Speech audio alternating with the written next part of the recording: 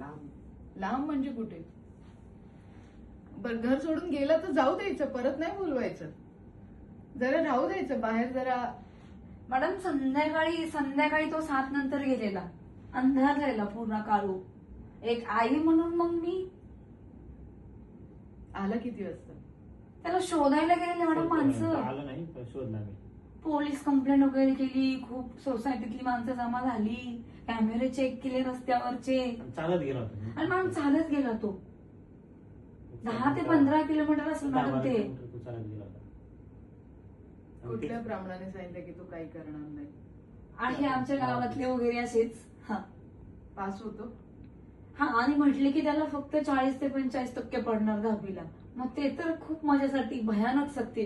मला पण तेवढेच होते. माझ्या एवढे झोपले नव्हते रात्री. टेन्शन अभ्यासाचं तर बिलकुल नाही घ्यायचं. काय करायचं फ्युचर मध्ये ते सांग.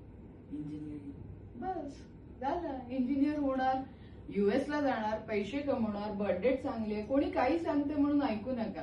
प्रॉपर्टी आपण आपल्या मुलांसाठी करून ठेवायची, तो भाग वेगळा आहे. हा, तो भाग वेगळा आहे की आपण आपल्या आई वडिलांनी आपल्याला दिलं, आपण त्यांना द्यायचं, हे आपलं कर्तव्य आहे. बरोबर. पण तो काही करणार नाही हे त्याच्यासमोर परत कधीच बोलू नका की मला कोणीतरी सांगितलं तो काही करणार नाही. तुम्हाला कोणी सांगितलं तुमच्या जवळ ठेवा. हा, काय होतं हे डोक्यात घेऊन बसतात, मला तर सांगितलंय ना मी काही नाही करणार, हम्म. मग जाणार परत घरात निघून. हम्म. घरात निघून गेले